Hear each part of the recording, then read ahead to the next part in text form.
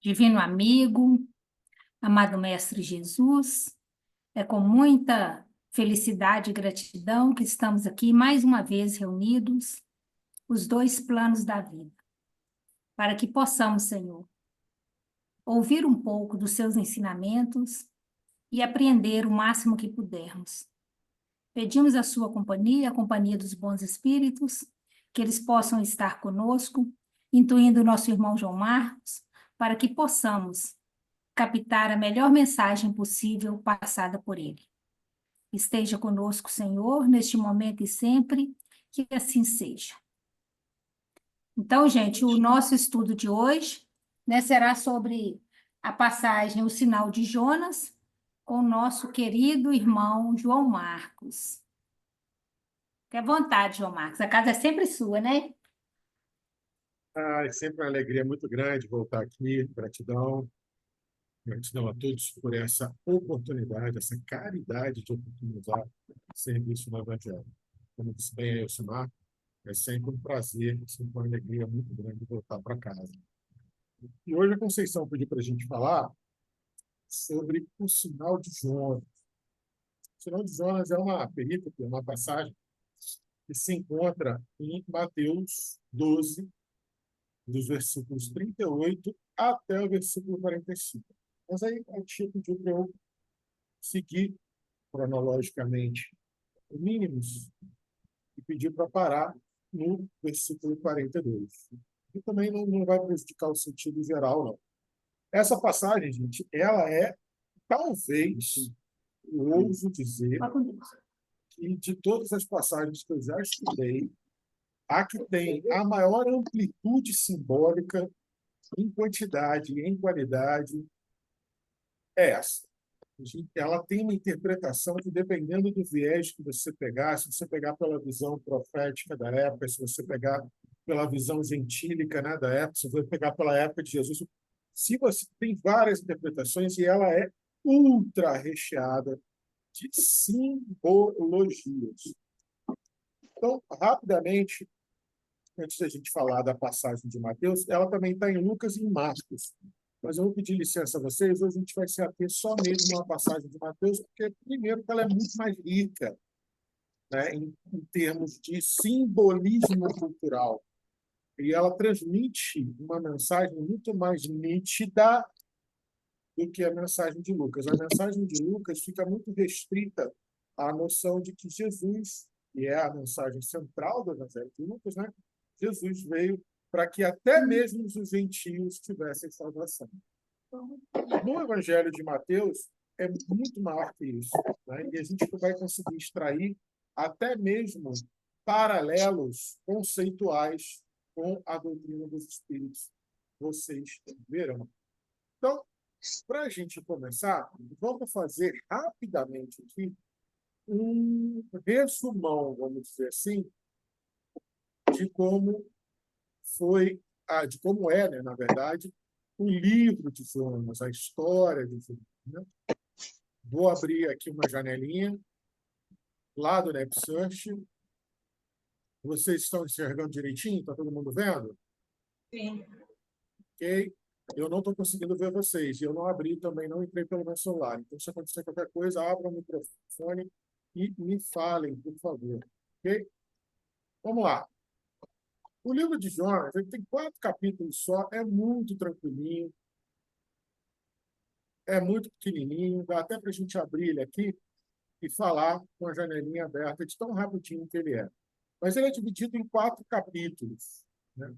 O primeiro capítulo fala sobre a fuga de Jonas, né, da mensagem, da obrigação divina e a tempestade que Deus levanta em alto mar, né, em resposta à tentativa de se eximir que Jonas dá.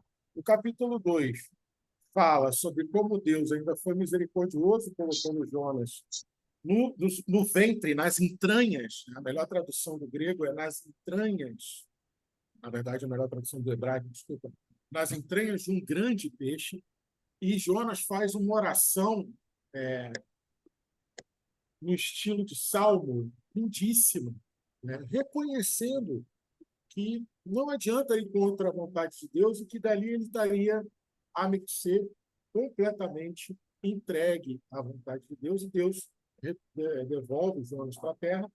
O capítulo 3 fala sobre a pregação dele em Nínive e a conversão quase que automática da maior parte da população de Nínive, o arrependimento e a conversão.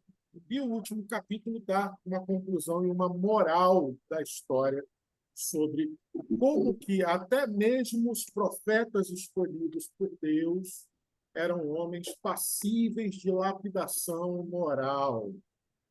Isso é muito importante para nós que professamos a doutrina dos espíritos, porque isso fala muito da nossa conduta como médium. É bem interessante a gente analisar o livro de Jonas sobre esse aspecto também, e vocês vão ver que esse aspecto de uma análise mediúnica, obviamente, não é uma viagem, porque a gente sabe, né, que o profeta é um homem de bem inspirado por Deus, está lá no livro dos Espíritos. Mas vocês vão ver como é que a passagem de Jesus reforça essa ideia, ok? Basicamente, gente, vamos lá. Deus vira para Jonas e fala o seguinte, deixa eu colocar aqui na tradução da Bíblia de Jerusalém, que é uma das melhores que tem, ó. Foi a Jonas e falou o seguinte, ó, e ele é muito legal porque Deus usa duas vezes isso. Se levanta e vai até Nínive, a grande cidade, e anuncia contra ela que a sua maldade chegou até mim. Nínive, gente, era a capital do Império Assírio, hoje Iraque. E Nínive era conhecidíssima na época por ser uma cidade cosmopolita, óbvio, né? Se estima que Nínive tinha 100 quilômetros de extensão, a cidade, né? Lembrando que cidade, naquela época, era todo o agrupamento de pessoas que fosse murado. Então, vocês imaginam uma cidade com 100 quilômetros de muro ou mais, e era conhecida por ser o centro militar e político do Império Assírio. Então, era uma cidade onde reinava todo tipo de prazer, concupiscência, era tudo muito materializado, tudo muito efêmero, e se reinava, como o profeta Naum disse 100 anos depois de Jonas, se reinava muita crueldade. E aí Deus vira para Jonas e falou assim, ó, é o seguinte, vai lá em Nínive, se levanta aí, ó. Se levanta, ou seja, volta, desperta ao tu que dormes, e vai até Nínive e fala que eu estou bolado com a maldade de Nínive. Estou gostando dessa história. E aí, mais tarde, Jonas vai confessar que o motivo foi esse. Jonas provavelmente deve ter pensado duas coisas. Uma que ele confessou depois, no final do livro, que ele fala assim, eu, profeta de Israel, ir lá pregar para gentio e mais para estrangeiro, e pregar para os estrangeiros que são nossos maiores inimigos. O senhor está doido, Deus, eu vou é nada. Eu vou fugir para Tarsis. Tarsis se especula que poderia ser uma cidade na Espanha, ou Tarsis é um termo gentio que quer dizer fim do mundo. De qualquer forma, o entendimento de ir para Tarsis, que Jonas fala, é ir para o lado oposto de Nínive. Ou seja, se Nínive está para a esquerda, eu vou para a extrema direita.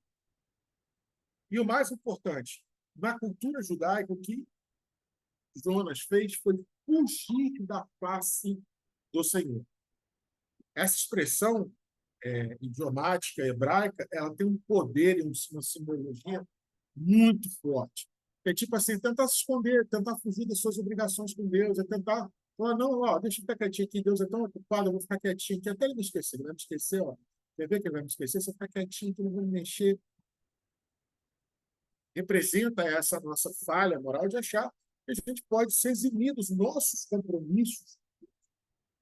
E aí ele pega o barco para ir para a tal da Tarsis, para ir para o fim do mundo. Está todo mundo navegando lá de boa, sobe uma tempestade, mas uma senhora tempestade. E aí os marinheiros daquele barco jogam a carga fora e falam assim, não, vamos jogar a carga fora, senão esse navio vai partir no meio. E daqui a pouco essa tempestade deve passar. E não passou. Aí eles falaram, ó, já jogamos a carga, E, pô, deve estar acontecendo alguma coisa aí, deve ser algum Deus que está irado com a gente. E aí cada um começou a rezar para o seu Deus. Só que Jonas foi lá para o fundinho do navio, Jonas queria se esconder mesmo da face dele. Foi lá para o fundão do navio, deitou encolhidinho no cantinho lá e está bem ele dormindo profundamente. O que é uma metáfora. Como alguém pode dormir profundamente dentro de um navio, uma embarcação frágil, arcaica daquela época, balançando na tempestade? O dormir profundamente, que fala o livro de Jonas, ele estava lá completamente ignorante da lei divina e querendo se manter naquela posição de não querer se despertar. E aí o capitão do navio falou assim: meu irmão, como é que você pode estar dormindo aí, cara? Tempestade comendo lá fora, a gente quase virando aqui, quase indo esqueci o termo náutico para isso, quase emborcando aqui, naufragando, e você dormindo. Me fala aí de onde você é. Está todo mundo aqui orando, ó, cada um orando para o seu Deus. Fala aí de onde você é, qual é o seu Deus, e vamos orar para ele. E aí Jonas fala: eu sou judeu, eu adoro Yahvé, o Deus do céu, dos céus, das terras, do mar.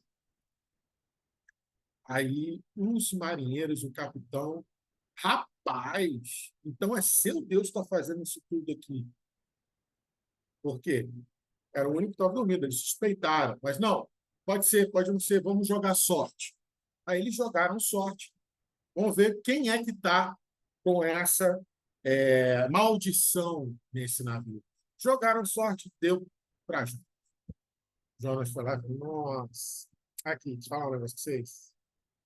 Ó, o negócio é o seguinte: Deus mandou fazer um negócio, eu estou fazendo exatamente o oposto. Rapaz, você é doido, cara, você está indo contra o seu Deus, você está maluco. Aí Jonas fala assim: tá, faz o seguinte, gente, aqui, me joga no mar, então senão vai morrer todo mundo mesmo. Meu Deus, ó, fala pra vocês. Meu Deus é bom, mas na hora que ele fica ruim, ele é muito, muito. Então faz o seguinte: me joga no mar aí, eu te garanto que jogando no mar tudo vai acalmar. E olha que legal.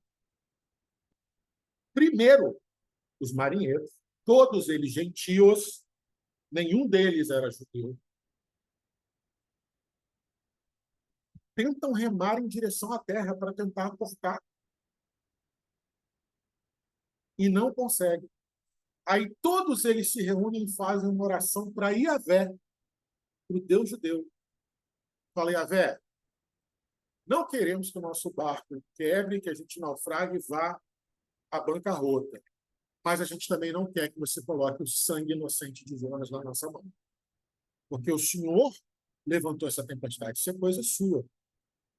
Não permita que o sangue de Jonas venha para a nossa mão. Olha a preocupação dos caras. Primeiro, eles tentaram remar até aportar.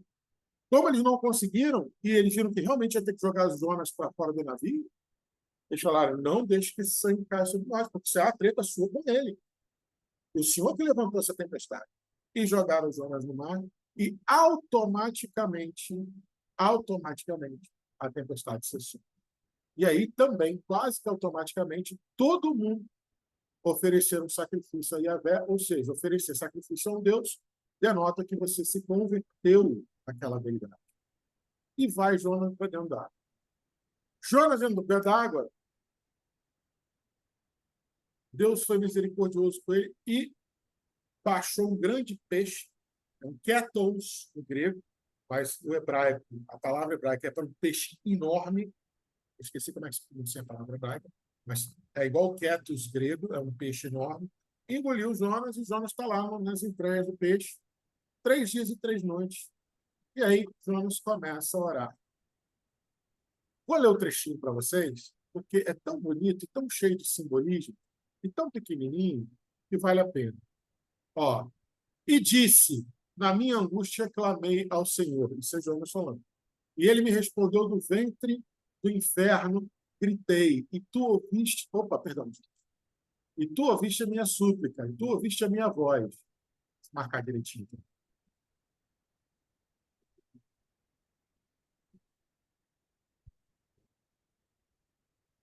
Então orou Jonas a Yahvé, o Deus, seu Deus, na entranha dos peixes, da entranha do peixe.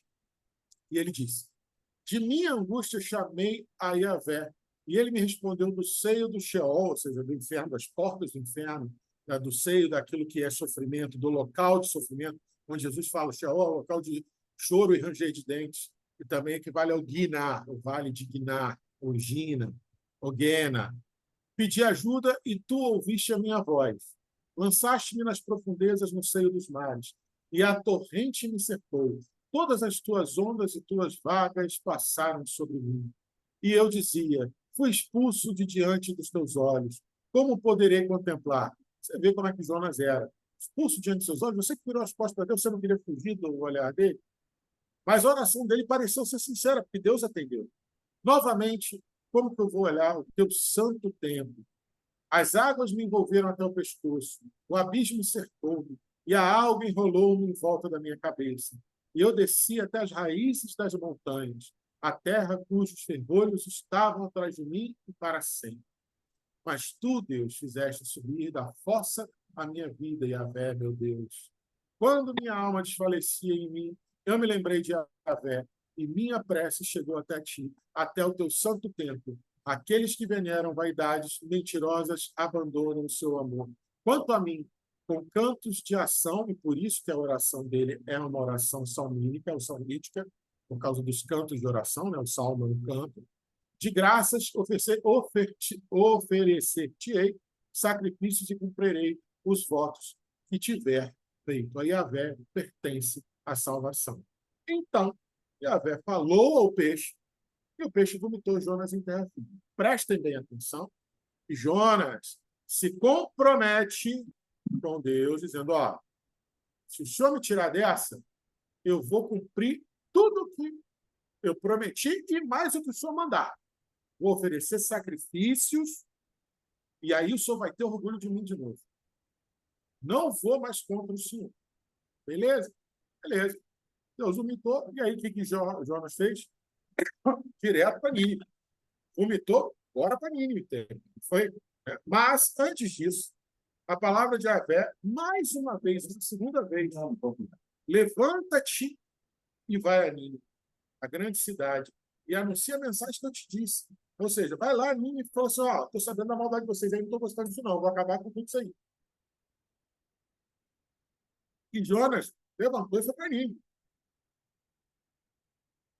E em Nínive, ele anunciou, e todos creram de uma forma tamanha, que o próprio rei dos assírios ordenou que todos fizessem jejum, inclusive os animais. Por quê? Pensando o seguinte, quem sabe, talvez teu Deus, o Deus Yahvé, volte atrás, se arrependa do que ele promulgou para a gente, né, a destruição nossa, e revogue o ardor da sua ira de modo a que não pereçamos. E Deus ouviu, e Deus viu as suas obras e converteram no caminho, né, saíram do caminho perverso, e Deus arrependeu-se do mal a que ameaçaram fazer-lhes e não fez mais nada contra mim. Obviamente, a gente sabe que Deus não se engana, mas a gente sabe que, através de um arrependimento sincero, nós podemos tirar da reta do nosso destino, da reta das consequências dos nossos atos, consequências funestas, através da mudança de conduta, através da metanoia, da mudança de percepção das coisas e das atitudes. E foi o que aconteceu com Nínive. A conversão de Nínive foi tão grande, que o que estava reservado para Nínive, a destruição estava reservada em 40 dias para Nínive, demorou mais de 100 anos para acontecer. Obviamente, eles se arrependeram temporariamente. Mas aí a conclusão dessa história toda. E aí que vem o mais legal. Jonas, vendo isso, falou, Deus, o Senhor realmente é Deus de misericórdia, né? Para mim, barril de peixe, né? Esse ninguém perdão, misericordioso, Senhor, né? Por isso eu queria ter. Eu sabia que o Senhor ia acabar perdoando esse bando de gentio, esse povo cruel, idólatra, cruel, iníquo. Eu sabia que o Senhor ia perdoar, por isso que eu não queria vir. Eu sabia. E aí Deus falou assim, Aí ele, assim, indignado com Deus, falou assim: quer saber, Deus? Ó, tira a minha vida, que é melhor eu morrer do que ficar vendo isso, o senhor perdoando o gentio. Então faz o seguinte, Deus, me mata logo de uma vez, acaba logo com isso. Aí Deus responde para Jonas assim: você realmente tem algum motivo para estar irado assim? Aí Jonas tomou a dele,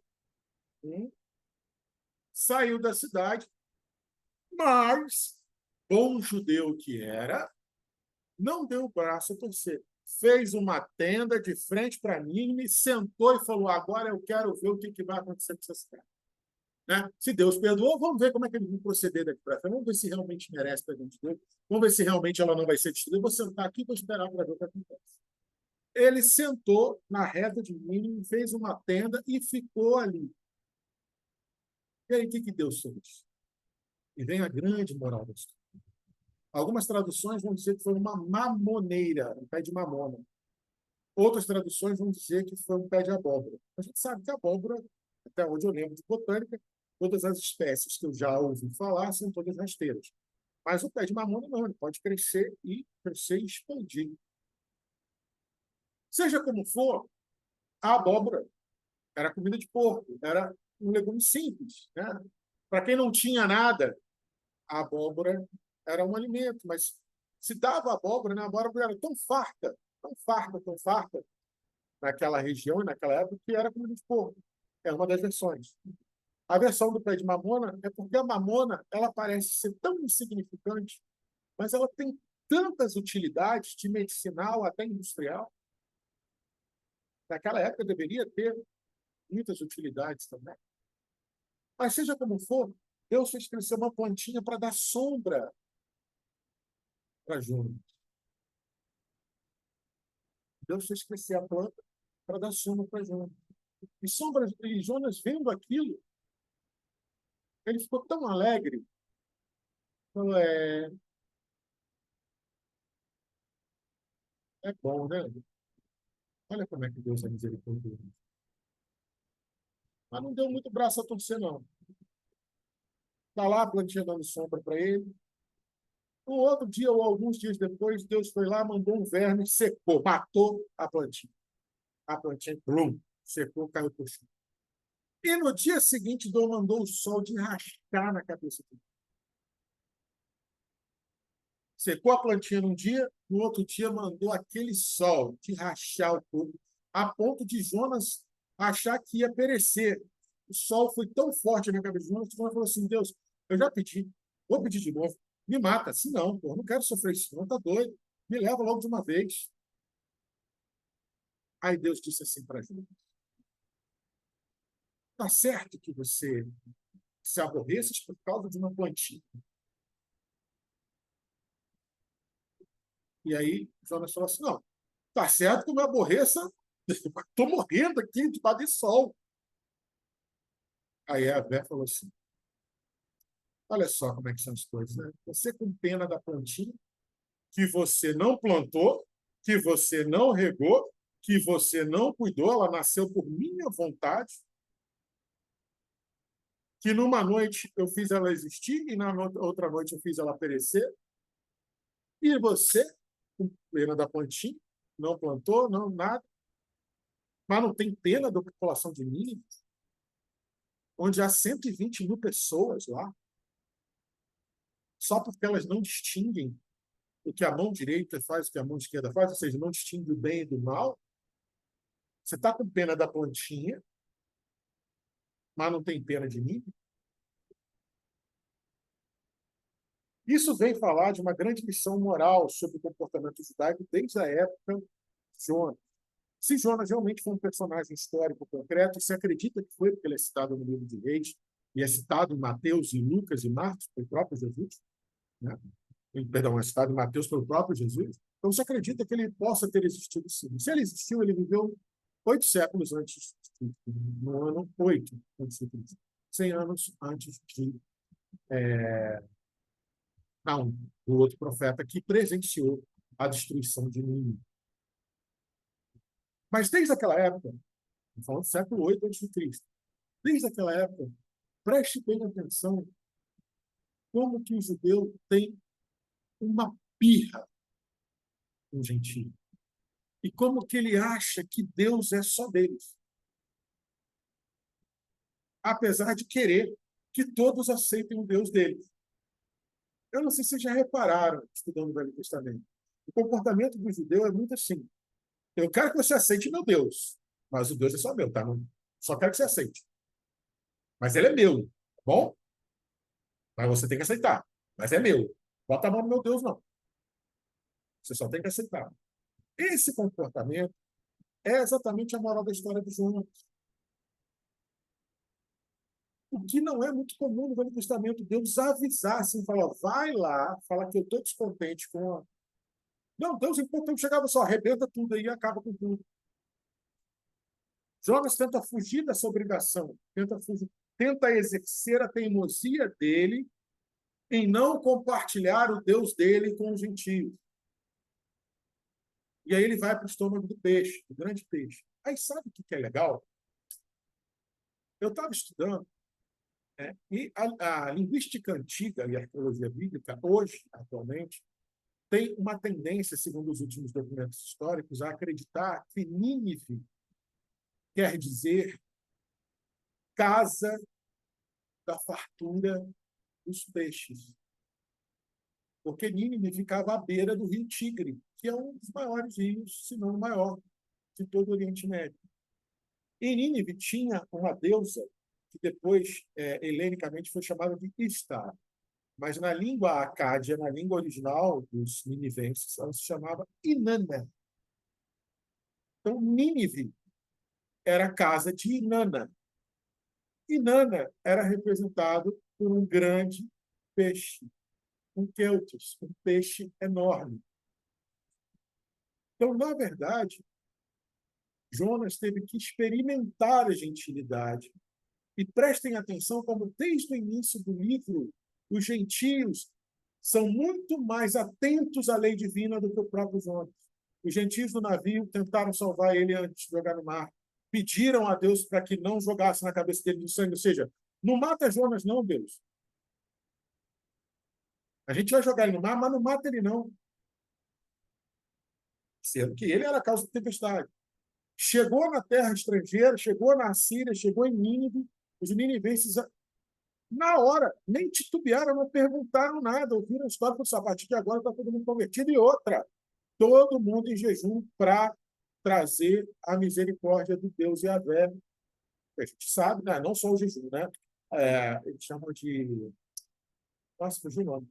É um comportamento de luto que eles têm de cobrir de cinza e vestir roupas que parecem sacos, né? Trapos, se vestir de trapos e jogar cinza. Então, o livro de Jonas mostra como que a gentilidade pode acabar aceitando Deus muito mais e muito melhor e muito mais adequadamente do que o próprio judeu. Por isso a lição da plantinha, da aboboreira ou da mamoneira, você escolhe. Todas as duas simbolizam como que a simplicidade pode ser extremamente útil. E aí, na minha interpretação, né, eu digo para vocês, é um recado de Deus, tipo assim, deixa eu te explicar uma coisa, Jonas. Você não é profeta de Israel. Você é profeta de Deus. Porque eles tinham uma inicial titular, sou profeta de Israel. E até hoje, os historiadores adoram esse termo. Os profetas de Israel, o profeta de Israel. E nós que professamos a doutrina dos Espíritos, que sabemos que o profeta é um homem de bem inspirado por Deus, a gente não pode admitir isso. Por quê? Porque o profeta é de Deus. Não é de Israel, ou do Brasil, ou daqui, ou de acolá. O profeta é de Deus. Então, o livro de Jonas é um grande ensinamento para os médiuns, tipo, você não serve a um propósito específico que não seja a mim, Deus. No nosso caso, a que a gente chama de mediunidade com Jesus. Traduzido para o espiritualismo, seria: não existe mediunidade que não seja com Jesus. Se não for com Jesus, você pode dar qualquer outro nome, menos mediunidade. É mais ou menos o que Deus mostra para Jonas no livro.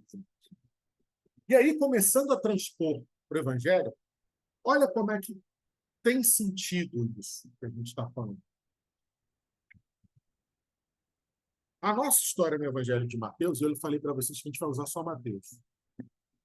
Capítulo 12, versículos de 38 a 42, que a gente vai ler hoje. O capítulo 12 começa com as espigas arrancadas num sábado. Olha Jesus quebrando a lei, mas quebrando uma parte completamente inútil da lei. Quebrando a interpretação errônea da lei. O sábado não é para ficar à toa. O Shabat é para você descansar das suas obrigações para com a materialidade, para com os assuntos do reencarnado. Nossos irmãos da Igreja Adventista do Sétimo Dia, os mais novos da minha idade para menos, eles têm uma concepção que eles guardam o sábado, e eles têm uma concepção lindíssima. O sábado é o dia que eles vão nos hospitais, na cadeia, nos orfanatos, nos asilos, falar do Evangelho. É isso. Eles entenderam o Shabat. Os judeus ainda, pelo menos naquela época, não haviam entendido. Jesus arranca as espigas no sábado porque estava com fome. Jesus já tinha falado antes, pô, se uma ovelha sua cair no aprisco no sábado, você não vai buscar, não? Ah, pô, então larga a mão de ser hipócrita, pô. Se você não vai buscar a ovelha, por que eu não posso arrancar a espiga? Se você não vai buscar a ovelha, por que eu não posso curar? Principalmente dentro da sinagoga, dentro do templo, que é o lugar onde Deus está. Pô, se eu não for curar se eu não for fazer a caridade dentro do templo, mas eu vou fazer onde? Só porque é sábado? Jesus denunciando a hipocrisia dos. E aí, ele faz exatamente isso. Logo depois, capítulo 12 mostra, vai curar um homem da mão atrofiada na sinagoga de Cafarnaum no sábado. Aí os fariseus ficaram para morrer por isso. Né? Em seguida, ele faz a citação de Isaías, né? Que ele era o servo do Senhor, e termina a citação com a frase mais interessante que começa a fazer o link com o livro de Jonas. A última frase da citação de Isaías é: e em seu nome, ou seja, no nome do Ben-Adã, do Filho do Homem, do Messias, em nome de Jesus, e em seu nome os gentios esperarão. Está lá, versículo 21 do capítulo 12 de Mateus. Em seu nome os gentios esperarão. O que foi que Jonas fez? O que foi que Deus fez através do livro de Jonas? Socorreu os gentios. Não foi isso? Levar a lei de Deus com clareza até os gentios. E aí, os fariseus começam a falar que Jesus tinha daimon, está curando aí esses endemoniados, está curando esse povo aí, em nome de Deus, o chefe dos demônios. Aí Jesus fala, pô, pelo amor de Deus, como é que o demônio vai combater ele mesmo? Pô, se liga, né? Vamos pôr um pouquinho de lógica. E aí ele fala assim, deixa eu falar uma coisa para vocês. Quem disser algo contra o Filho do Homem vai ser perdoado. Quem fizer qualquer coisa em nível material vai ser perdoado. Se você fizer alguma coisa básica do seu interesse de nível básico espiritual, vai ser perdoado. Mas, deixa eu falar uma coisa para vocês. Quem disser algo contra o Espírito Santo, se você for no grego, não é Espírito Santo, mas é o grande Espírito. Ou, na nossa linguagem, espirituez, se você fizer algo quanto ao plano divino do Evangelho, se você fizer algo contra os intuitos maiores do Evangelho, né, em relação à espiritualidade grupal, quem fizer isso não vai ser perdoado, nem nesta era e nem nas que está prestes a vir. Quando você vai lá no grego, você pode entender o seguinte: quem disser algo contra o Espírito Santo, epsilon, quer dizer, quem professar doutrina errada do grande Espírito, ou seja, quem pregar as coisas espirituais de forma errada, também pode ser traduzido assim. Admite essa tradução. Inclusive, uma tradução até mais inteligente para a frase. Epilogon. O logon é doutrina, ideia, doutrina, pensar conjunto de pensamentos. E epe é falar. quem professar a doutrina errada sobre as coisas espirituais, esse não vai ser perdoado nem no aqui e agora, nem no aione, e nem no melonte, que quer dizer, no seu destino futuro, ou seja, nas coisas que estão prestes a acontecer.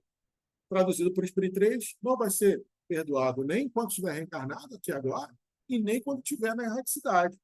Por quê? Porque para ser perdoado, vai ter que reencarnar, expiar, resgatar.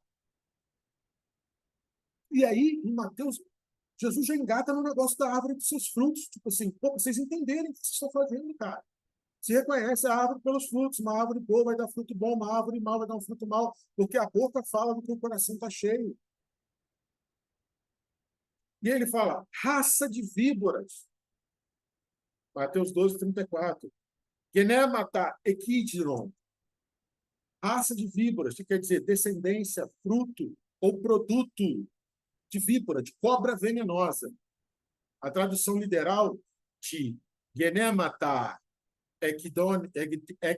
equidinotin, quer dizer, descendência, fruto ou produto de cobra venenosa. E a cobra venenosa, na cultura judaica, quer dizer engano, malícia, hipocrisia, perigo de traição, perigo de qualquer tipo de perjúrio. Quem é que estava com Adão e Eva no paraíso? E ela representa o quê? A maledicência, a traição, a desobediência.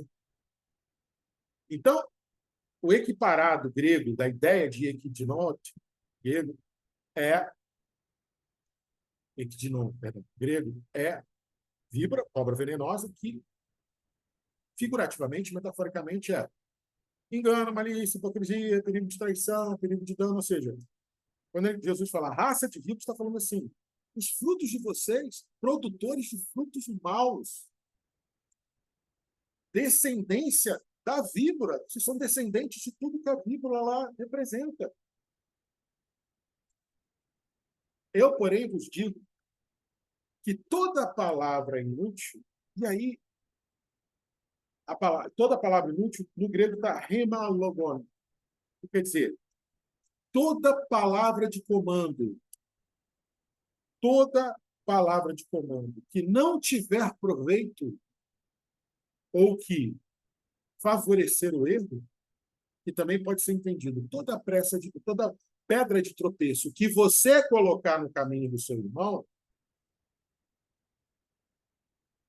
você vai ter que prestar conta no dia do juízo. Pois, a partir das suas palavras, só que aí Jesus usa outra palavra grega. Mateus usa outra palavra grega. Quando ele fala assim, olha, quem proferir palavra inútil? Palavra, essa primeira palavra é rema, que é a palavra de comando. Quem comandar, quem mandar, quem servir de pedra de tropeço, vai ter que prestar conta disso no juízo. Pois, a partir das tuas logon, a partir das tuas doutrinas, não é palavra, é uma tradução pervertida. A partir das tuas doutrinas, você vai ser justificado. E a partir das tuas doutrinas, você vai ser condenado. Ou seja, a partir do que você fizer, movido pelo que você acredita, é que vai vir seu julgamento e a sua sentença. Jesus falando para os fariseus. E aí, depois de falar isso, eles falam assim, tá bom, mestre, olha só para ver se a gente está entendendo aqui, tá, Jesus? Você está falando essas coisas aí, está botando pressão na gente, dizendo que a gente vai ser julgado pelo que a gente fala, até onde eu entendi, doutor da lei aqui sou eu, não é você. Então, até onde eu entendi, quem sabe da lei aqui sou eu, você, não é você, sou um carpinteiro. Então, faz o seguinte, cara, você está querendo convencer a gente? Lança o sinal de Deus aí, manda para nós aí um semeion, do grego semeion, sinal, marca, símbolo, maravilha de Deus. Semeion tinha a conotação de ser algo metafísico. Presta atenção, não metafórico, metafísico, algo sobrenatural. Semeion, do grego, era algo sobrenatural. Quem usa isso direto no Evangelho é João. Vocês vão ver as traduções de João, porque Jesus fez maravilhas, porque Jesus fez maravilhas, porque Jesus deu sinais, tudo semeion. Você vai lá no grego, é tudo semeion, que são sinais, marcas, símbolos, maravilhas, milagres, coisas metafísicas, coisas sobrenaturais. Daí os fariseus que falam assim, faz você fazer uma coisa sobrenatural aí. Aí eu fico imaginando, Jesus Pedro falou assim, tipo a mão do cara que eu curei ontem, né? Isso aí, vocês estão vendo? Tipo o cego, que eu cuspi no chão e também faz pouco tempo. Tipo, sei, de repente, multiplicar 3 pãezinhos, alimentar 10.000 pessoas. É, tipo, é esse sinal que você está querendo? Jesus poderia ter falado isso. Até porque tudo isso que eu citei já tinha acontecido.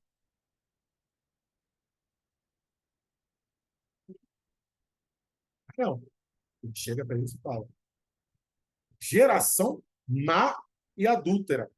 Do grego, genea, ponera, kai, moikalis. Geração má e adúltera. Linhagem. A palavra realmente geração está muito bem aplicada aqui. Mas também pode ser entendida como linhagem. Linhagem, sucessão. Porque geração são todas as pessoas mais ou menos da mesma idade. Eu não acredito que Jesus estava botando todo mundo no mesmo balaio. Só vocês são uma linhagem, vocês, doutores da lei, são uma linhagem. E ponera, do grego quer dizer tudo que é moralmente ou eticamente errado, mal ou prejudicial. Tudo. É tudo aquilo que é hediondo. Hediondo. Então ele está falando assim: vocês são uma linhagem de pessoas hediondas. Kai moikalis. Kai moikalis. Moikalis é a palavra grega para mulher adulta. Para adúltera, era uma palavra específica para caracterizar a mulher que era infiel ao voto do casamento. Mas tinha uma palavra que equivaleria no hebraico à ideia de que você se comprometeu com a lei e com algo e está fazendo escondido o oposto. E aí, moikalis, do grego, se equipara a isso. Então, vocês são uma linhagem de pessoas moralmente e eticamente hediondas que não são infiéis a Deus. Eu fico imaginando os fariseus ouvindo isso de um carpinteiro. Dentro da sinagoga, ou seja, na casa dele, no campo do inimigo. Quer saber? Vocês são uma linhagem de pessoas hediondas e infiéis a Deus. Doutor da lei, vírgula. Doutor da lei, nada. Vocês são víboras, vocês são infiéis, vocês são hediondos. E digo mais, o único sinal que vocês vão ter é o sinal do profeta Jonas.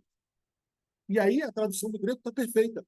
Sinal, profeta Jonas. Semeion, Goiá, Ioná, não, Semeion, Ioná, e aí profeta, acho que profeton. Está certinho, a tradução está certinho. Sinal, profeta Jonas. Só que aí, antes de dar a palavra para Ilcimar, eu quero que vocês comecem a pensar uma coisa. Depois que eu contei a história de Jonas todinha para vocês, na opinião de cada um de vocês, comecem a pensar. O que é o sinal do profeta Jonas? Comecem a pensar aí. Ilcimar, pode falar. Quando fala aqui na geração má e adúltera, aí eu fico pensando, aí você fez a pergunta que eu estava me perguntando, né? Essa geração é, corresponde perfeitamente à nossa geração atual, né? Mas aqui, Jesus falando aqui diretamente para os fariseus, ele poderia estar querendo dizer ao povo desobediente de Israel, aos judeus que desde lá da fuga do Egito não aprenderam a lição? Vira e mexe, eles caem, levantam, e aqui e os fariseus mostrando isso novamente, né? Não aprenderam. Sim, exatamente.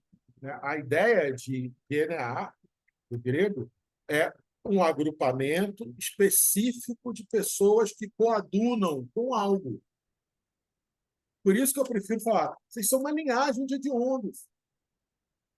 Porque eles não representavam 100% do farisaísmo, senão a gente não teria José de Arimateia, senão a gente não teria Nicodemos, senão a gente não teria Gamaliel. Todos eles eram fariseus. Então vocês, Jesus falando com ele, vocês são a linhagem dele, vocês são os frutos dele. Ô, João, foi importante você falar isso, porque toda vez que a gente fala ou ouve de fariseus, parece que todos os fariseus eram ruins, né?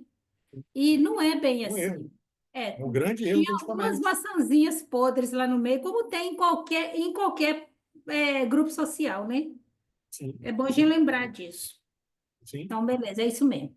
Então, assim, e obviamente, se Jesus fosse chamar, Jesus não brigava, Jesus admoestava. Várias literaturas espíritas, Emmanuel, Meimei, André Luiz, Neio Lúcio, Amélia Rodrigues, o próprio Humberto de Campos cita isso, todos eles falam que Jesus admoestava. Ele não saía comendo no esporro, não. Esse tom que eu dou de esporro é só para enfatizar a ideia. Mas Jesus jamais chegaria assim, dando esporro, não, ele ia demonstrar, falou assim, olha, não deve fazer isso. E o que é demonstrar? Ensinar brandamente, de forma eficiente e dando o seu melhor exemplo, para endossar o seu ensinamento. Isso que é demonstrar. Então, Jesus demonstrava. Mas, obviamente, tinha gente muito mal intencionada que só queria mesmo achar uma brecha para meter a pedrada em Jesus, para levar ele para fora do templo, para fora da sinagoga, para fora da cidade, para fora da aldeia e sentar a pedra nele. Desde o início, teve gente que só queria isso. Mas, muito bem lembrado, tivemos Nicodemos, tivemos José de Arimateia, tivemos Gamaliel, e vários outros que seguiram, que aceitaram a mensagem messiânica ou a possibilidade messiânica de Jesus. E aí, gente, quem teria coragem de me falar o que vocês acham que é o sinal de Jonas, depois de tudo que a gente falou? Dicas. Vamos lá. Sinal, do grego semeion. O sinal é obrigatoriamente divino. Qual foi a ação divina que Jonas presenciou? João, seria o Diga. fato dele ressuscitar no terceiro dia? Jonas ficou 3 dias dentro da entranha do peixe, do grande peixe, e Sim. foi julgado para fora. Talvez seria uma interpretação?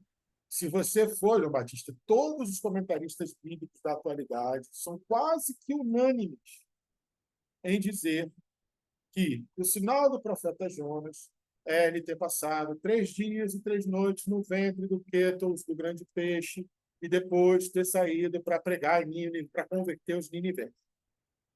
Assim como Jesus passou 3 dias e 3 noites no Cardiates, ou seja, no interior da Terra, no interior da materialidade, no interior do que o planeta Terra representa. Mas, vamos ampliar um pouquinho aqui. Eu perguntei para vocês quais sinais usam nessa presença. Porque semeion é sinal divino. Ficar no estômago do vento, nas entranhas do peixe, foi um. Mas ele teve um segundo. Vamos ver se vocês vão lembrar. Mas antes disso, a Silvinha vai falar. Fala, Silvinha.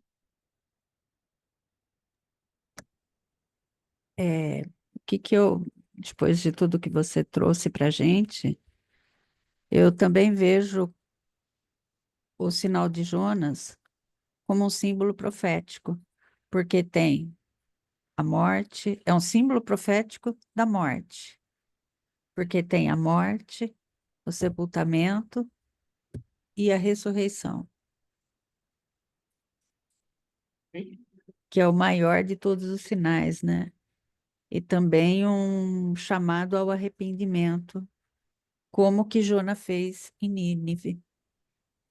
Isso.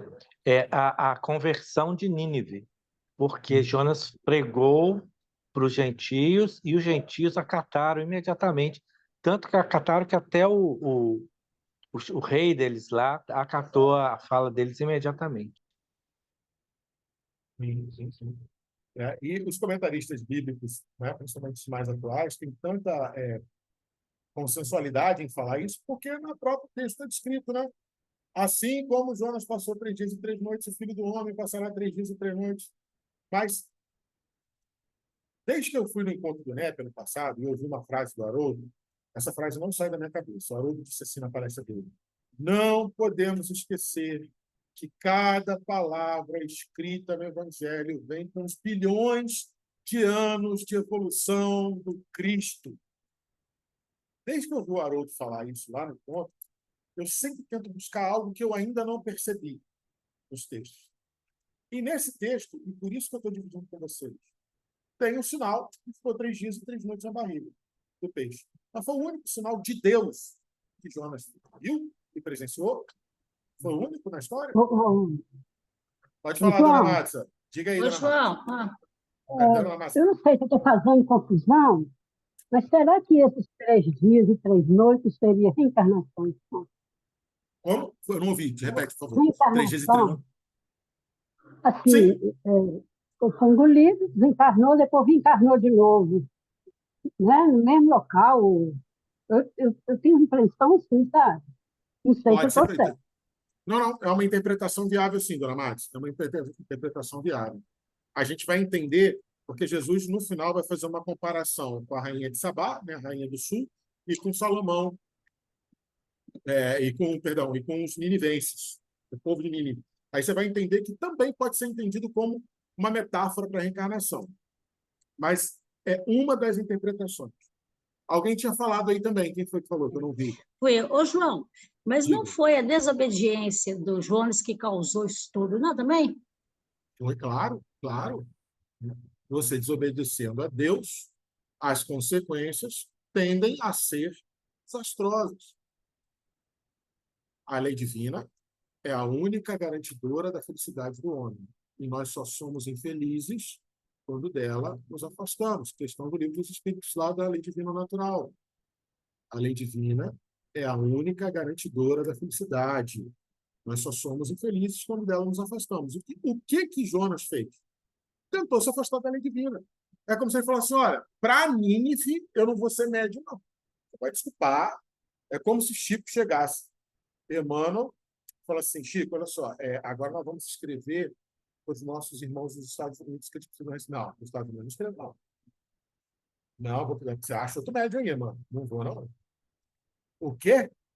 Ou, o Chico, nossos irmãos de São Paulo, esse povo de São Paulo? Nariz em pé? Não, vou psicografar, não. Não, senhor, você pode ir. Pega o médico de São Paulo, mano.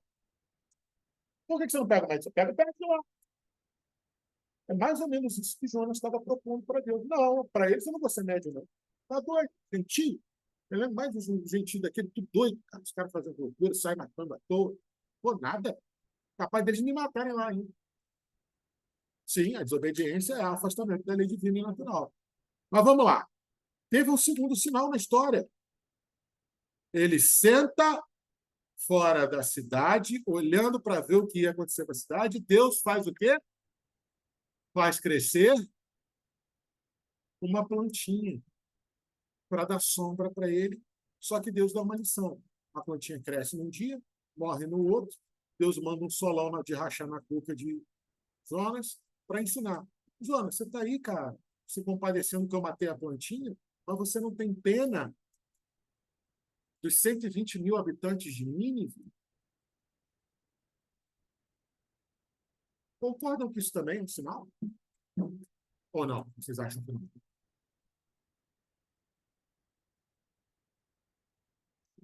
E outra coisa, lógico, aí é viagem minha, tá? Estou pedindo licença para vocês embarcarem nessa pequena viagem que eu vou fazer agora. Entre ficar 3 dias e 3 noites nas entranhas de um grande peixe e crescer uma plantinha para te dar sombra e morrer no outro dia, qual dos dois fenômenos físicos é mais viável?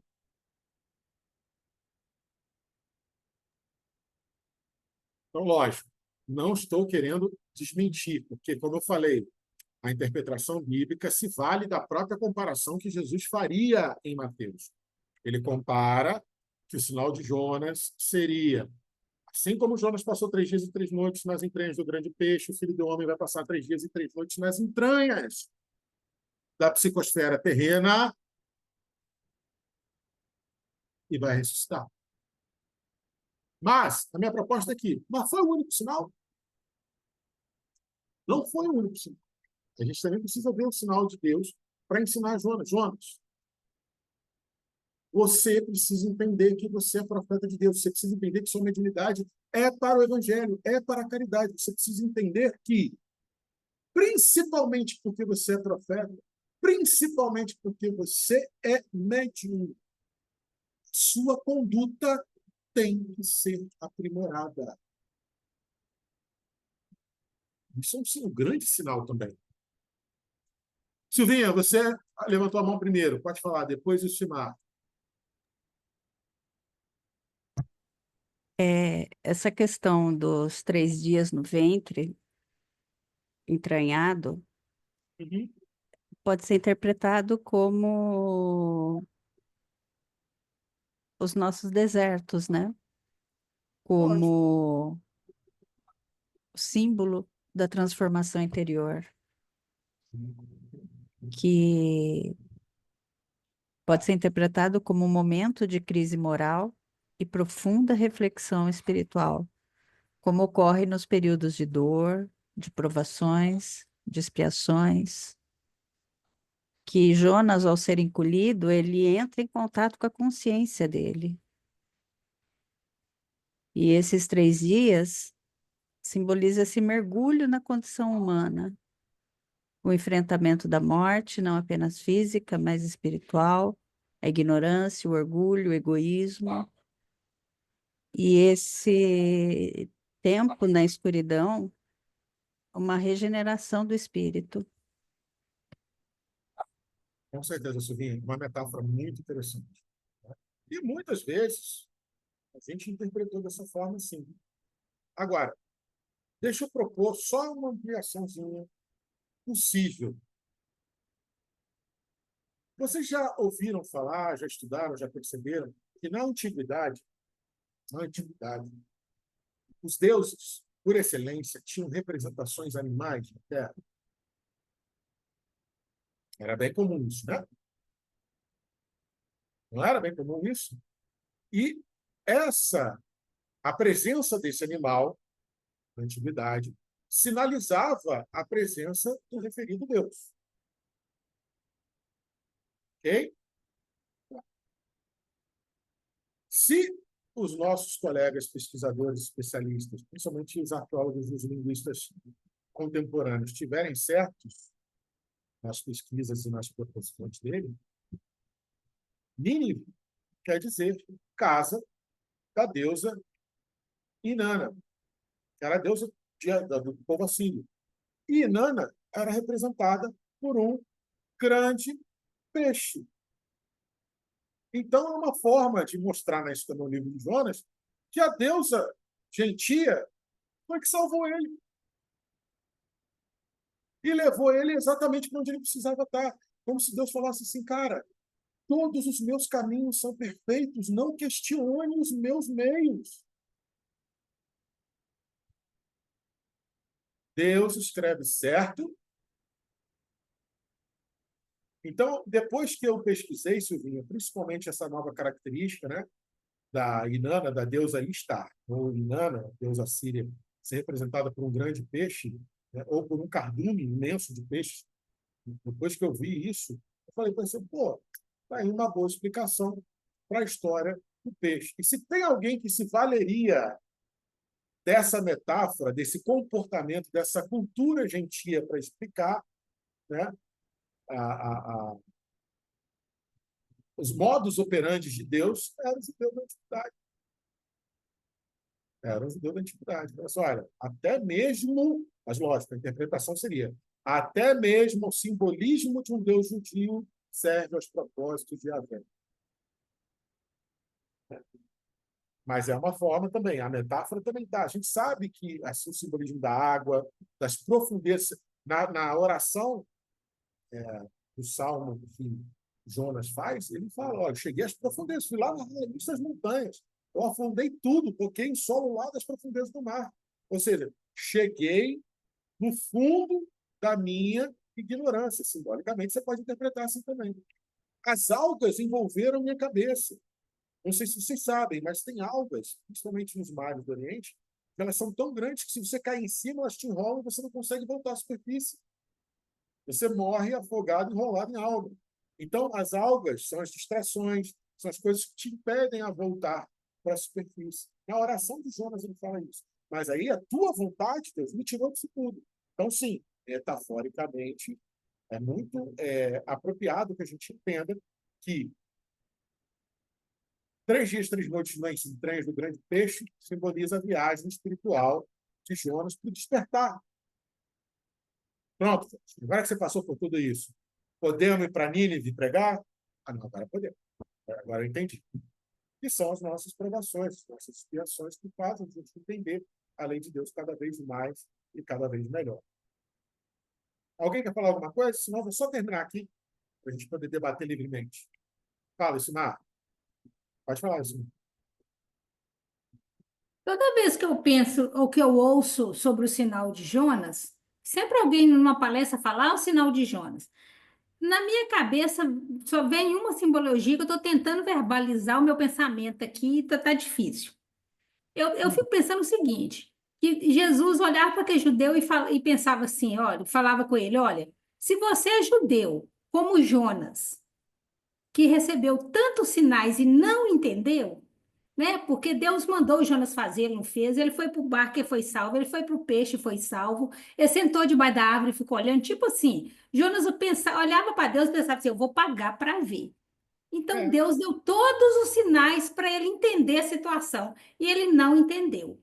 Aí Jesus vem, faz aquele monte de cura, e cura um, cura outro, e prova dentro da lei que ele faz é correto. E aí que Jesus olhou para o fariseu e falou assim: meu filho, se você não entendeu nem o sinal de Jonas, que nem Jonas entendeu, você vai querer entender o meu sinal, o que eu estou fazendo? Então não adianta eu te mostrar mais nada, sim, né? O que eu vou passar para você é só o sinal de Jonas mesmo. sim. Quer dizer, nem Jonas entendeu e nem você está entendendo hoje. E olha só como a ampliação do sinal de Jonas, você entender ampliadamente o sinal de Jonas, você consegue perceber aquilo que até a própria Marta falou. Tem a ver com reencarnação, tem a ver com expiação, tem a ver com a nova chance de uma nova existência. Porque logo depois, Jesus fala, vocês não estão sinal do profeta Jonas. Assim como Jonas passou 3 dias e 3 noites nas entranhas do grande peixe, eu também vou passar 3 dias e 3 noites, né, na entranha, na cardia testes, na entranha da, da psicosfera terrestre, vamos botar assim, né? É o sentido metafórico e metafísico de terra, terra enquanto local físico, né? Ou seja, assim como eu vou passar 3 dias e 3 noites desencarnado, eu não sei se esse termo cabe para Jesus, assim como eu vou passar 3 dias e vou voltar, né, é o sinal que vocês vão ter. Só que aí não acaba nisso. Ele fala assim, ó, já que você quer um sinal, vai ter um sinal de Jonas.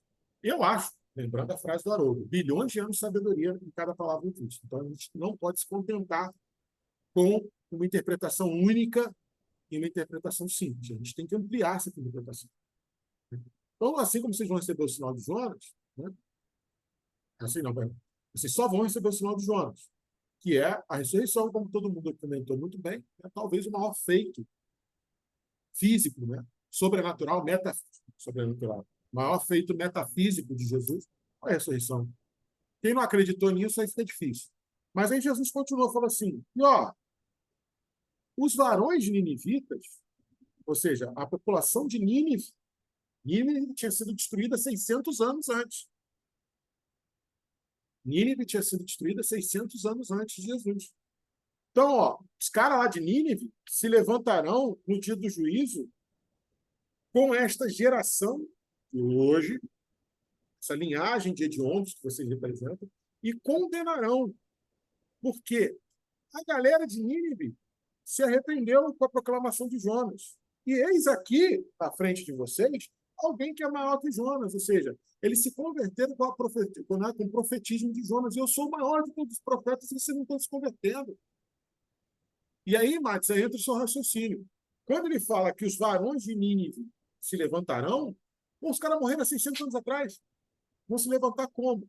A gente sabe que na cultura judaica, levantar-se é ressuscitar do mundo dos mortos, que nós, no espiritês, chamamos de reencarnação. Ou seja, os caras de Nínive vão reencarnar para mostrar que vocês estão errados. Para mostrar o quanto vocês estão errados. Né? E aí ele continua. Por quê? Porque eles se arrependeram da profecia de que era um profeta. Jonas é um dos 12 profetas menores. Uma das maiores belezas do livro de Jonas é essa, que Jonas é um dos 12 menores, ele não é um profeta maior. E realizou uma conversão em massa. Talvez seja o aspecto mais lindo. Pô, mas Jonas fez aquela, é um profeta menor, fez aquela conversão, e vocês estão na frente do maior profeta de todos e não estão querendo nem parar para pensar.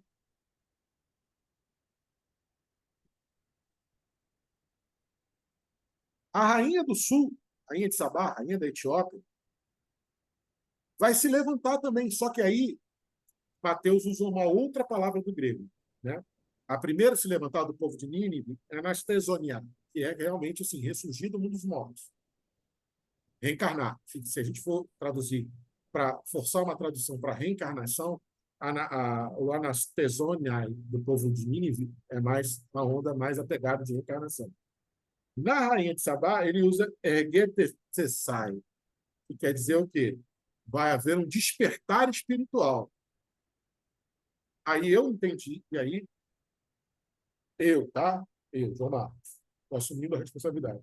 Eu entendi como se ele te falasse assim, a galera de Nínive vai reencarnar e vai provar que vocês estão errados. Vocês vão ter que espiar isso junto com eles. E o espírito, que foi a rainha de Sabá, numa das reencarnações, quando ela despertar para as coisas de Deus, ela também vai mostrar para vocês que vocês estão enganados.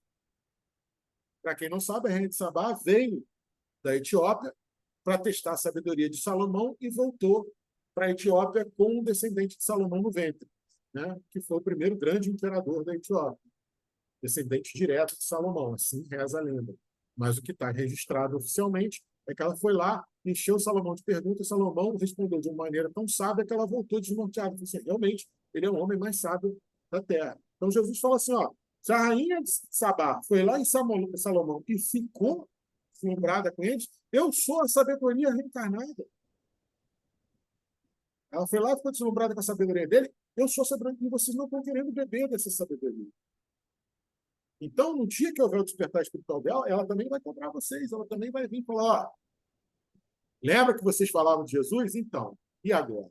Né? Estão vendo que o cara estava certo? E o que a gente pode interpretar disso? Uma das formas de interpretar. E outra coisa muito legal que eu esqueci. Os homens de Nínive, ou seja, os que vão reencarnar, cristei, ou seja, vão julgar, vão aplicar a justiça, perdão, vão aplicar a justiça. E a rainha de Sabá, quando ela despertar espiritualmente, ela vai catar-se nele, que quer dizer, vai anunciar a sentença. Olha que jogo legal. Então, ele fala primeiro dos que vão reencarnar para aplicar a sentença, mas depois fala da rainha de Sabá, que ela vai... Então, a condenação vai ser aplicada, a consequência vai vir antes de despertar. O que vocês conhecem? Que primeiro tem que vir a consequência para depois você despertar e falar agora eu entendi onde eu errei, é verdade. Que processo que vocês conhecem que é assim também? Não é a reencarnação? Não é a expiação? Você sabe por que está expiando? Mas depois que você passa, que você volta para a erraticidade, você fala, pô, era por isso? Nossa, então, show de bola, agora sim, agora eu aprendi. Por isso que ele faz essa inversão. Quem reencarna primeiro vai aplicar a justiça. Só que quem se iluminar no mundo espiritual vai dizer qual é a sua sentença. Não é assim com os nossos cobradores do passado? A gente não senta com eles na espiritualidade para organizar como que a gente vai se afinizar na próxima reencarnação? Eu não sento com todo mundo com quem eu devo e vai reencarnar junto comigo e fala, olha, você pai, você filho, vai ser assim, vai ser assado. Não é uma proferir a sentença? Por isso que dá para a gente imaginar que também seja uma metáfora da reencarnação. E aí, meus irmãos, agora eu quero ouvir vocês. Vamos debater um pouquinho sobre o que vocês perceberam, sobre o que vocês concordam, sobre o que vocês não concordam, sobre o que não ficou totalmente claro para vocês. Fiquem à vontade.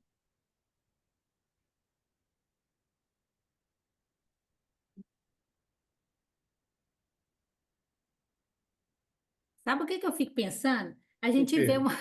vê uma passagem assim, porque o final dela aí eu que vou fazer semana que vem. Mas então, gente, ainda bem que vocês prestaram bem atenção hoje, porque nós vamos precisar disso para entender. Porque quando a gente começa a ler, parece que é uma coisa tão absurda que, gente, o que mesmo que Jesus queria dizer. E o NEP faz essa maravilha com a gente, né? A Aí você chave, vai né? descobrindo coisas que realmente nunca passou pela. Se passou, nós estamos relembrando e com muita dificuldade, né? Mas aqui, essa passagem é fantástica, é fantástica. É muito rica e ela pode, isso que você falou, ela pode ser interpretada de várias formas. No meu estudo, eu estava vendo a interpretação de pastores e de padres. Cada um faz uma analogia melhor do que a outra. E a da Sim. doutrina espírita também não fica atrás. Então, assim, é muito aprendizado. Muito bom mesmo, não? O Eu livro tenho de só que Jonas, agradecer. Simão, ele difere dos demais livros proféticos, e por isso muitos estudiosos acreditam que seja uma midrash, assim como o livro de Ruth, o livro de Jó, que são folclores, assim como Boa Nova. Boa Nova, Humberto de Campos fala lá. Recolhendo dos folclores do céu, os folclores evangélicos, todos 30 folclores. Ele fala isso. As midrashes judaicas, Jonas, Jó, Ruth, são livros folclóricos. Inclusive, o livro de Jó, hoje em dia, já se aceita que ele é um personagem egípcio. É uma história folclórica egípcia que o judeu adaptou. E adaptou e ficou muito melhor do que o original. Mas se Jonas existiu ou não existiu, ainda é uma dúvida, apesar de, hoje em dia, as pessoas acreditarem que ele existiu mesmo. Mas os que ainda defendem que ele não tenha existido valorizam essa coisa da midrash judaica. O que é midrash? É um conto com valor moral inestimável. Ô, É uma João, mas história para extrair. Pode falar. quando a gente encaixa o peixe com o significado da cidade de Nínive, que você trouxe hoje, que eu não tinha ouvido em outros estudos, faz muito sentido. Também, na hora que eu descobri isso, me deu um choque. Essa Isso imersão dele nessa cidade que provocou toda a situação. Aí faz sentido. E o que a gente Oi, ouve João. muito é isso mesmo, a questão do livro ser uma parábola, né? Fala, Márcia. Mas, Não, a gente tem que ver também que não tem lógica, né? Uma pessoa fica dentro da barriga de um peixe 3 dias, 3 noites. Sim, Até isso sim. a gente tem que analisar, não tem lógica, né? Sim, não pode Mesmo, levar essa literalidade. Não, não tem como. para Deus nada é impossível, mas se você seguir a ciência, né? Não A tem minha lógica. mãe, a minha mãe sempre, sobre essa questão do profeta Jonas, a mãe sempre falava o seguinte: para Deus, e por isso que eu lembrei dela, você lembrou também, me lembrou dela, para Deus nada é impossível. Então eu não duvido, minha mãe falando, minha mãe é arqueóloga, bíblica, falando, eu não duvido que um peixe imenso tenha havido engolido Jonas e ele ter ficado 3 dias, 3 noites na barriga dele. Não duvido, porque para Deus nada é impossível. Mas, porra, precisava fazer isso, Deus? Eu não tinha como ele aprender a lição de outras formas, não. É difícil acreditar, né? Para quem trabalha com ciência, fica um pouquinho difícil de acreditar. Mas o mais importante é pensar o que você pensou, Marcos. Não dá para levar na literalidade. Você precisa aproveitar o fato de ser improvável isso, e aí está uma grande chave de entendimento bíblico. Toda vez que você se deparar com uma situação bíblica que parece improvável, por exemplo, a multiplicação dos pães, parece improvável, ou fica deixando dúvidas, ou é uma coisa muito extraordinária, toda vez que você se deparar com uma coisa assim, pega e não debata se é possível, se não aconteceu, se aconteceu. Vá lá e destrinche o simbolismo disso, porque o judeu trabalha com simbolismo. O judeu canta, rima e metaforiza tudo para ajudar na memorização dele. Então, tudo do judeu é cantado, é rimado e é metaforizado, para que você simbolize aquilo e absorva o símbolo, e o símbolo seja passado de geração em geração, tendo o mínimo de detrimento do significado dele. Isso é genial. Isso que o judeu faz é genial. É um avanço muito grande, cognitivamente falando. Né? Então, toda vez que pegar uma coisa bíblica que seja meio esquisito, você bateu e falou assim, isso aqui é meio esquisito, hein? Destrincha o simbolismo daquilo. Né? Mamona ou a boboreira? Fui eu pesquisar, porque em umas traduções está a mamona, nas outras a boboreira. Qual o significado da mamona e da boboreira para a cultura judaica? Não tinha mamona naquela região. ou pelo menos não tinha relato bíblico sobre a Mamona, mas lembrando que Nínive era uma terra gentia, lá de repente podia ter. E a boboreira era uma coisa muito mais comum, mas não dá sombra.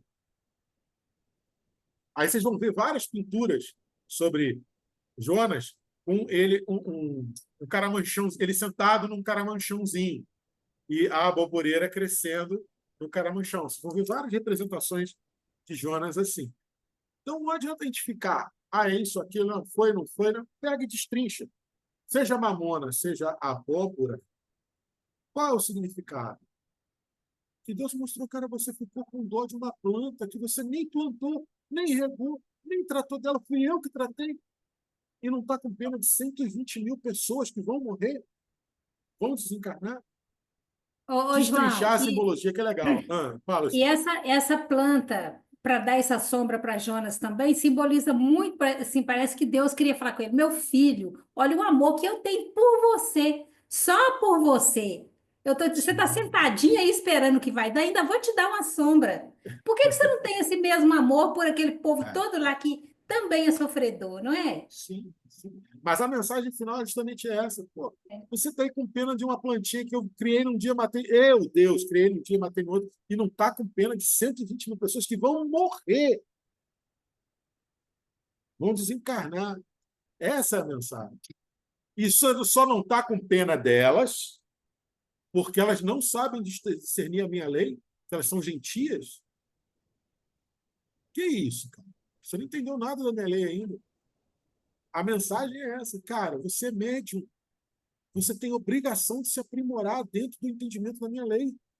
Por quê? Porque você serve de exemplo para encarnados e desencarnados. A sua responsabilidade é duplicada perante a lei de Deus. No caso, o profeta é um médium ostensivo. Então, a mensagem está aí também. A interpretação mais de uma teologia espírita também cabe essa significância, né? Pô, cara, você precisa se aprimorar, velho. Pô, vai ficar com raiva dos caras, ficou aí sentado, angorando a cidade, imaginando Jonas sentado assim, vai cair o meteoro. Ó, qualquer hora, meu Deus não vai fazer isso. Deus não vai perdoar essa gente. Vai cair. Ó, quer ver?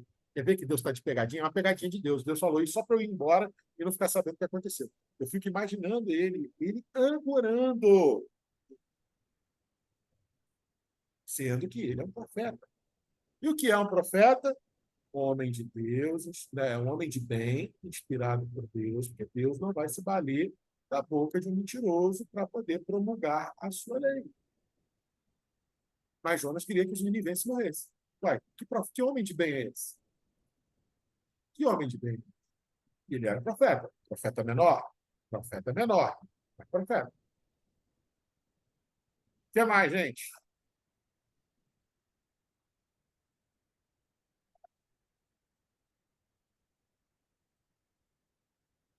Olha quem está aqui, ó, passando do estudo, se deliciando do estudo. Ó. Nossa, eu não vou conseguir ver. O Sushi está debruçado em cima do laptop, todo esparramado. Assim,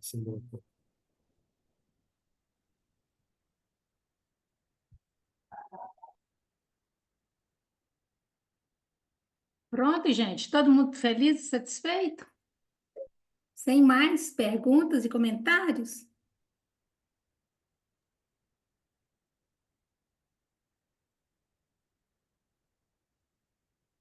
Acho que podemos encerrar, né, João?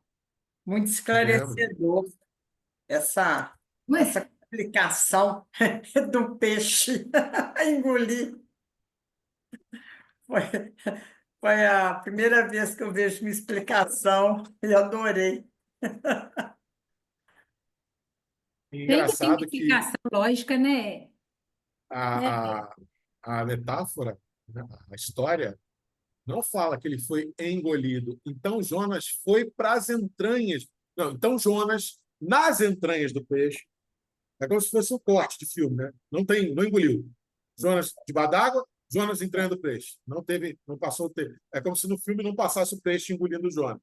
Numa cena está Jonas lá se debatendo dentro da água, na outra cena está Jonas nas entranhas do peixe. Então, tem também essa coisa do peixe ser metafórico.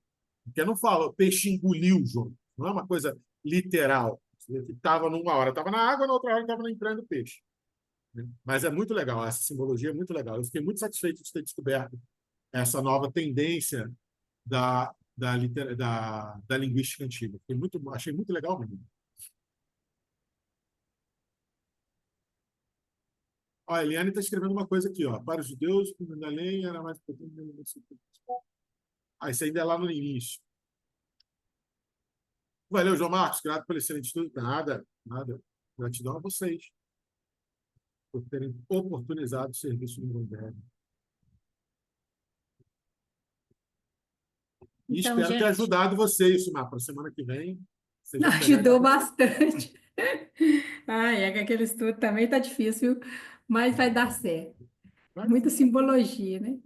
Então, João, muito obrigada, querido. Você, como sempre, né, nos alertando, nos orientando aí com toda a sua sabedoria e sua capacidade, né, de abrir as nossas mentes e os nossos corações. Só gratidão mesmo, viu? Gratidão a você. Alguém se habilita a fazer a prece final, gente, para nós?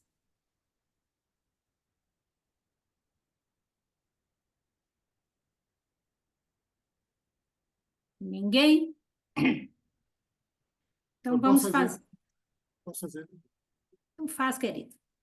Então vamos elevar nossos pensamentos a Deus, nosso Pai, e ao nosso Mestre Jesus, e a todos os nossos irmãos da espiritualidade que nos auxiliam e cooperam conosco nesse grande propósito em forma de projeto que é o NEP.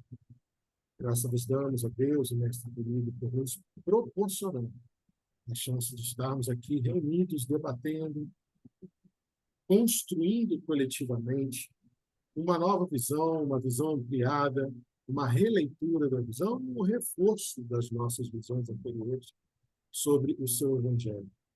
Reaprender ou aprender cada vez mais e melhor, ou relembrar do que foi aprendido da tua palavra, Deus, através do Mestre Jesus, é sempre a maior de todas as alegrias que nós podemos ter.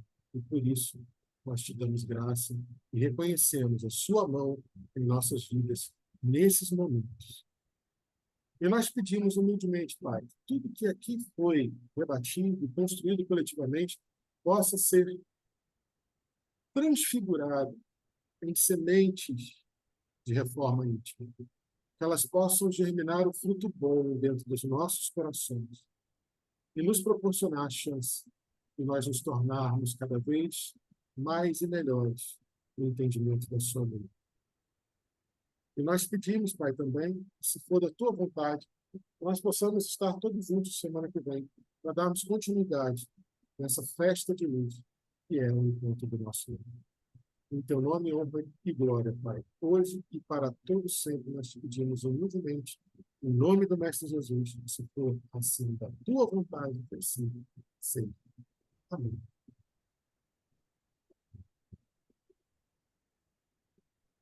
Seja. Boa noite, gente. Boa noite, gente. Muito obrigada pela presença, viu? Fiquem com Deus. Boa semana.